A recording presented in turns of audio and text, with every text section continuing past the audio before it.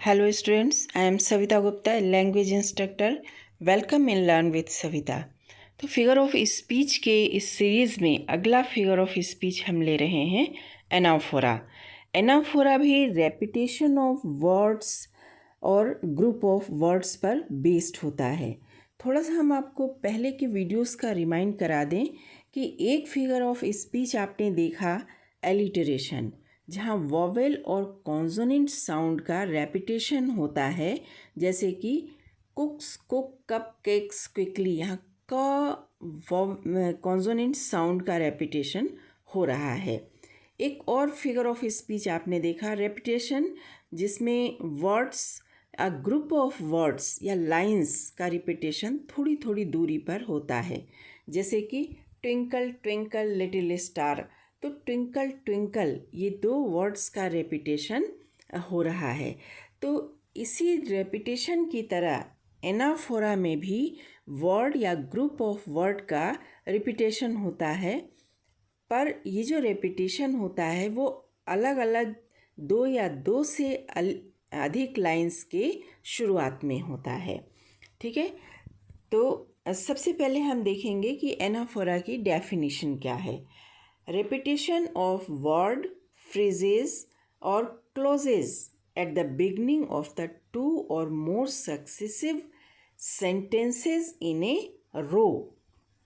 यानी दो से अधिक सेंटेंसेस में एक ही वर्ड या ग्रुप ऑफ वर्ड का सेंटेंस की शुरुआत में रिपीट होना एनाफोरा कहलाता है. और so it may have any number of sentences following each other starting with same word or group of word. इसे हम ऐसे भी कह सकते हैं कि कई sentences जो एक जैसे वर्ड से या एक जैसे ग्रुप ऑफ वर्ड से शुरू हो रहे हैं, उनमें एनाफोरा फिगर ऑफ स्पीच पाया जाता है. सेंटेंस की संख्या कितनी भी हो सकती है, ऐसा नहीं है कि 2 होंगी, 4 होंगी या 6 होंगी, ढेरों हो सकती हैं. ठीक है, एनाफोरा के हम अगर ओरिजिन देखें तो एनाफोरा ग्रीक वर्ड एना मीन्स रिपीट. ग्रीक वर्ड एना मीन्स रिपीट और फेरेन मीन्स टू कैरी से मिलकर के बना हुआ, that is to carry on repetition. लेकिन ये रेपिटेशन कहाँ हो रहा है? लगातार रेपिटेशन जो हो रहा है वो शुरुआत के लाइंस में हो रहा है, लाइंस की शुरुआत में हो रहा है. यानी कि लगातार रेपिटेशन का होना पर लाइंस की शुरुआत में होना. नेक्स्ट, तो अब देखते हैं कि हम किसी भी राइटिंग वर्क में एनाफोरा का प्रयोग क्यों करते हैं. तो अधिकतर एनाफोरा का जो प्रयोग है वो बोलते समय कुछ वर्ड को एम्फेसाइज और हाईलाइट करके उसके ब्यूटी को उभारने के लिए किया जाता है, ताकि कही गई बात में एक रिदम आ सके और सुनने वाला व्यक्ति उसका आनंद ले सके. नेक्स्ट इसका ये है कि टेक्स्ट या पोइट्री में कही गई बात जिस भावना से कही जा रही है, उसका अपील जो है वो रीडर्स को करके उन्हें प्रेरित करे और उन्हें क्या करे, उत्साहित करे. To appeal to the emotion in order to persuade, motivate and encourage the readers. तो इस तरह इन चीज़ों के लिए हम एनाफोरा फिगर ऑफ स्पीच का यूज़ करते हैं. अब हम एग्ज़ाम्पल लेते हैं और एग्ज़ाम्पल की मदद से हम ये समझेंगे कि एनाफोरा वास्तव में क्या होता है. बहुत ही आसान फिगर ऑफ स्पीच है. एक से अधिक लाइनों को देखिए, अगर शुरू के वर्ड या ग्रुप ऑफ वर्ड रिपीट हो रहे हैं तो वहाँ एनाफोरा होना पाया जाता है. तो चलिए चलते हैं अपने एग्ज़ाम्पल की ओर. बचपन में आपने एक नर्सरी राइम खूब गाई होगी, हमटी Dumpty sat on A wall, हमटी Dumpty had a great fall. तो यहाँ देखिए 2 लाइन्स है और दोनों लाइन्स 2 वर्ड से शुरू हो रही, हमटी डमटी एंड हमटी डमटी. तो चूँकि ये दोनों ही वर्ड्स दो सक्सेसिव लाइंस की शुरुआत में आए हैं, तो यहाँ एनाफोरा फिगर ऑफ स्पीच पाया जाता है। एक और एग्जाम्पल देखते हैं। My life is my purpose, my life is my goal, my life is my inspiration. तो यहाँ आप देखिए कि यहाँ पर my life is my, my life is my, my life is my, ये ग्रुप ऑफ वर्ड जो है तीनों सेंटेंस के, तीनों सक्सेसिव सेंटेंसेस के शुरुआत में आए हैं। तो यहाँ भी क्या पाया जा रहा है? एनाफोरा फिगर ऑफ स्पीच मिलता है हमको। ठीक है, बहुत इजी है ना? ओके, नेक्स्ट एग्जाम्पल लेते हैं हम। तो ये बहुत सिंपल सा सेंटेंस है। आई केम, आई सॉ, आई कॉन्क्वर्ड। तो यहाँ पर देखिए आई जो है ये एक लेटर नहीं है, ये एक वर्ड का काम कर रहा है। आई यानी कि मैं, है ना? तो यहाँ पर आई शब्द जो है 3 बार सेंटेंस में रिपीट हुआ है, यानी कि यहाँ भी एनाफोरा फिगर ऑफ स्पीच है। नेक्स्ट आप देखिए, mad words, mad king, mad compositor, है ना? तो यहाँ पर देखिए मैड वर्ड का यूज़ जो है 3 बार रिपीट हुआ है और यहाँ भी एनाफोरा है।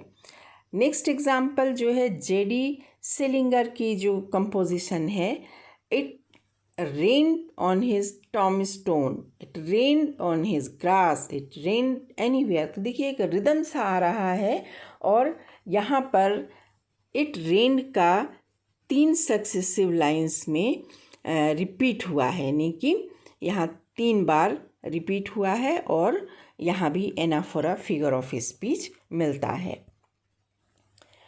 एक और देखिए जो कि द टाइगर से लिया गया है, विलियम ब्लैक का कंपोजिशन है। What the hammer, what the chain, in what furnace was thy brain, what the anvil that dead crash, there is deadly terrors clasp. तो यहाँ पर व्हाट द का रिपीटेशन जो हुआ है 3 बार हुआ है 3 सक्सेसिव लाइंस में। So there is also exist an anaphora figure of speech. Next आप देखिए कि शेक्सपियर की जो सबसे फेमस सोनेट्स हैं उसमें कितनी ब्यूटीफुली एंड वर्ड का जो है एनाफोरा के रूप में यूज़ किया गया है। रिदम भी दे रही है और ब्यूटी भी दे रही है। And needy nothing, trimmed in jolly, and purest faith not happily sworn, and gilded honor now misplaced, and virtue stamped rudely, and perfection disgraced wrongfully। है ना? तो कितना सुंदर प्रयोग हुआ है और यहाँ भी क्या है? एनाफोरा फिगर ऑफ स्पीच मिलता है। नेक्स्ट देखिए, every single day you let me down, every single day you made me mad, every single day you do silly things. एक फ्रेंड दूसरी फ्रेंड को कंप्लेन कर रहा है कि हर रोज़ तुम मेरे साथ ऐसा करते हो, है ना? तो यहाँ भी एनाफोरा फिगर ऑफ स्पीच है जहाँ एवरी सिंगल डे यू का रिपीटेशन 3 बार 3 सक्सेसिव लाइन्स में हुआ है। Everything looked dark and bleak, everything looked gloomy, everything was under the blanket of mist. तो इस लाइन में भी आप देखिए word everything is repeated thrice in 3 successive lines, showing anaphora figure of speech. Next example हम लेते हैं every breath you take, the police की कंपोजिशन से। तो इसमें देखिए लिया है every beat you take, every move you make, every bond you break, every step you take. तो यहाँ देखिए कितना ज़्यादा रिदम और कितनी ब्यूटी ऐड हो रही है इस एनाफोरा फिगर ऑफ स्पीच के प्रयोग से। एक और कंपोजिशन है a tale of 3 cities, Charles Dickens के कंपोजिशन है ये।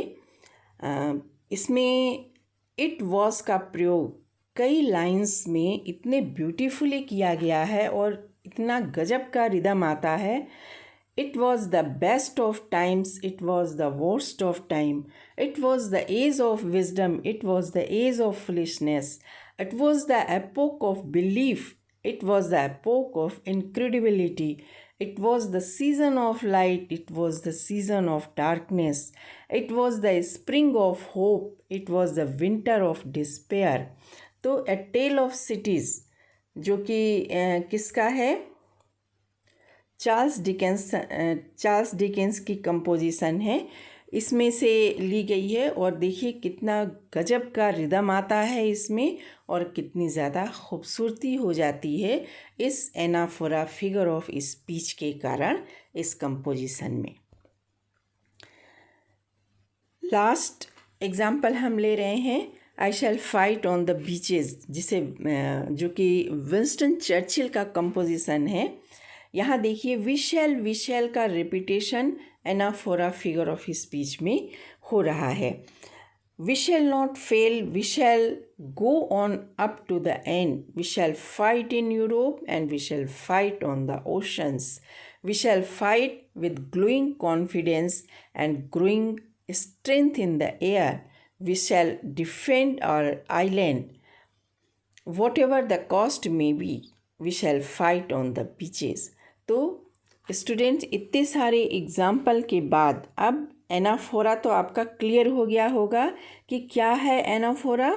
repetition of words or group of words at the beginning of the sentences following each other. So students, thank you very much for watching the video.